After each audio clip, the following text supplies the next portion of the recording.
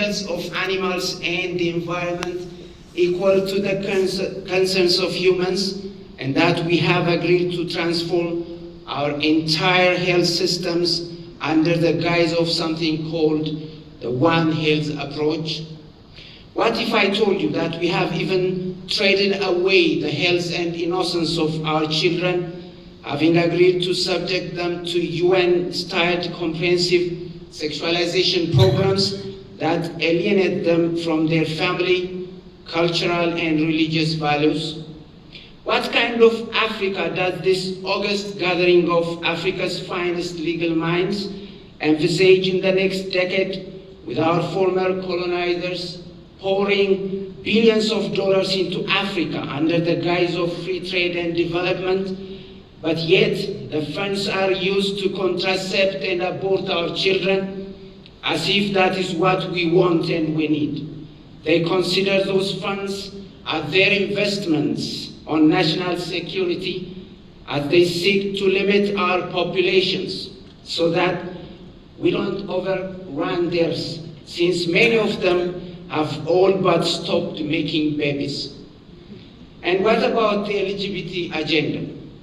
Did you know that the Family Committee of the African Bar Association issued a brief outlining 12 ways this trade treaty will advance the LGBT agenda in our countries?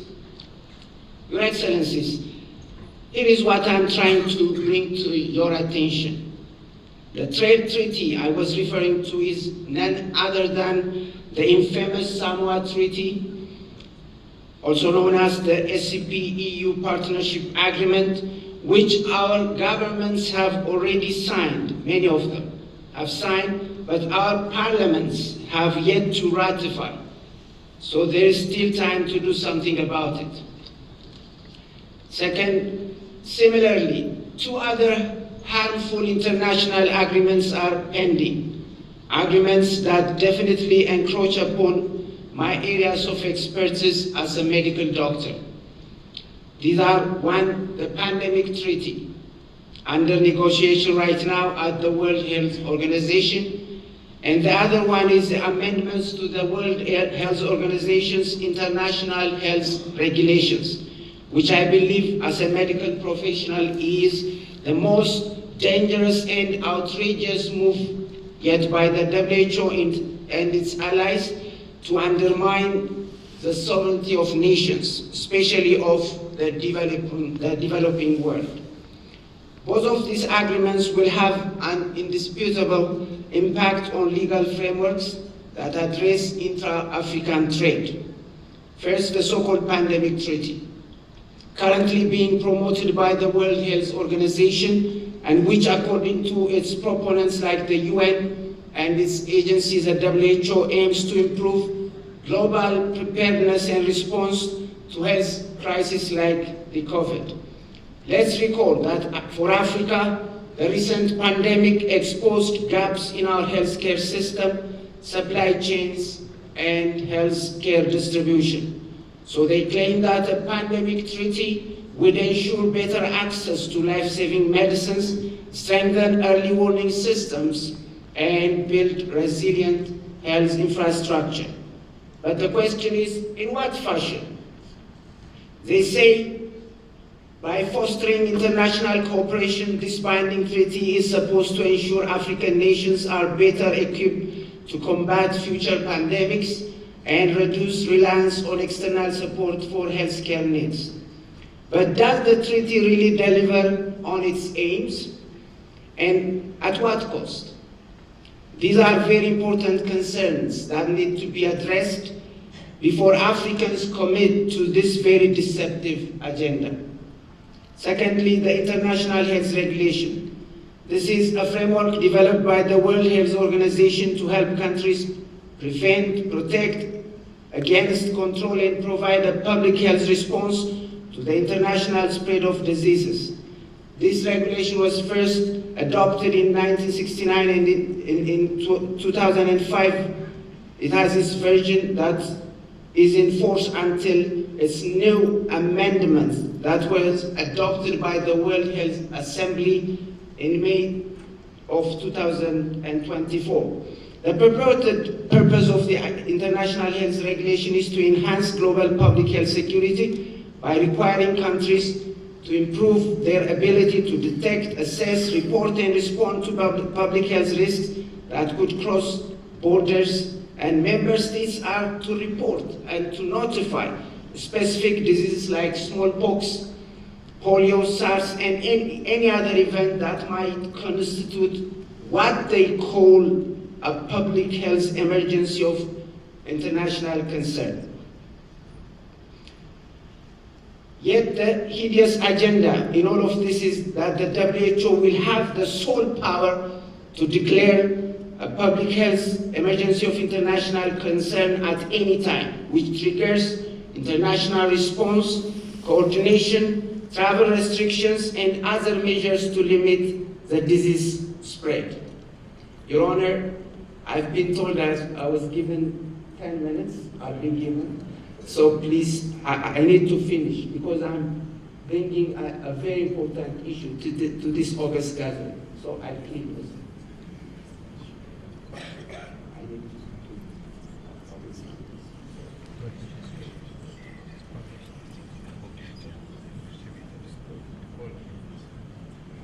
Thank you, Mr. Hannibal. What else do these amendments do? We hope you will join the upcoming session organized by the Family Law Committee and the Medical Law Committee this Wednesday morning to learn about its hidden and hideous agenda. Here is what African lawyers must know. First, the African sovereignty. One, the essence of sovereignty is in the capacity to grant and to withdraw consent. The provisions of the pandemic treaty render inapplicable any reservations or declarations that may be made by a state that would not wish to be bound by some controversial provisions. Second, countries that are members of the WHO must comply with the new amendments to the international health regulations. Third, the international health regulations grants a lot of interference from the WHO in domestic affairs of the member states. The recent monkeypox scare is a case in point. The WHO, through the African Center of Disease Control, were screaming at the top of their voices about the mpox outbreak in the DRC as a public health emergency of international concern, scaring off travelers and trade opportunities, yet their scare could not be corroborated by the relevant Ministry of Health in the DRC. Four, there is increasing evidence, I repeat, there is increasing evidence that the health care, that is prevention, diagnostics, and treatment are being weaponized. I beseech the Military Law Committee of the African Bar Association to address its mind to this challenge and consider persuading our commanders-in-chief with the security eye. Regarding data protection, the 2005 version of the IHR, or International Health Regulation, it talks about operationalization of universal health coverage, and there are efforts in member states to conflate or merge citizenship and migration data with education and health data. The implication, for instance, would be that one who chooses not to take a given vaccine for religious or other reasons will be spotted or flagged by the system and can be denied or accorded a service on that basis. Pathogen sharing. Pathogen sharing refers to the international exchange of biological materials such as viruses, bacteria, and other infectious agents for the purpose of research, surveillance, and the development of medical countermeasures like treatments and diagnostics. It's good for global surveillance, allowing countries to track and monitor the spread of disease across borders. It's also good for international collaboration, especially in emergencies. It's also good for biosafety and biosecurity, as it involves strict protocols to ensure the safe handling of potentially dangerous materials, protecting both the environment and public health. However, while pathogen sharing is critical for global health, it raises issues related to sovereignty, intellectual property, and equitable access to the benefits arising from shared pathogens. Africans do not yet have guarantees they will have access to resulting treatments, especially in the case of resource-limited nations. Africa is often considered to have the highest diversity of pathogens given its wide range of ecosystems.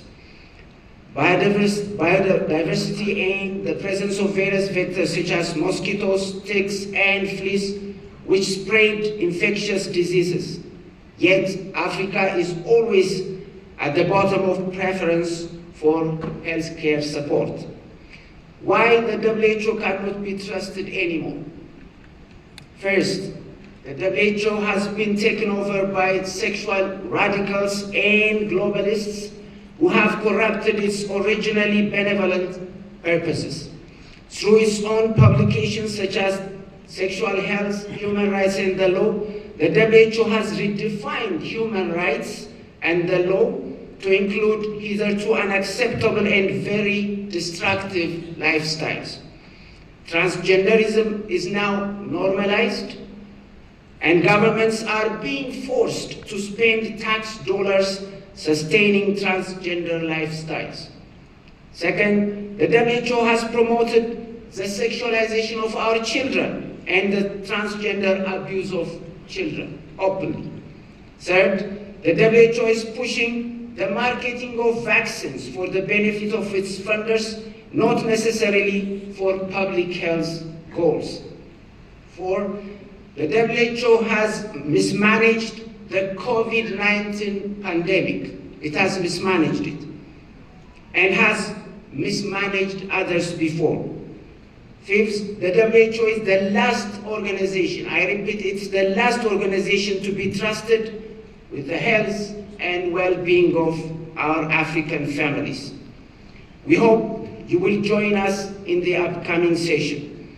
We as Africans, as a concluding remark, we as Africans must critically reflect upon, question and challenge the role of the WHO, the UN, and the World Economic Forum, and financial apparatus like the IMF and the World Bank, which are focusing on establishing a one-world government, wherein national sovereignty is erased gradually and through states of emergency that violate fundamental human rights and freedoms while destroying African economies.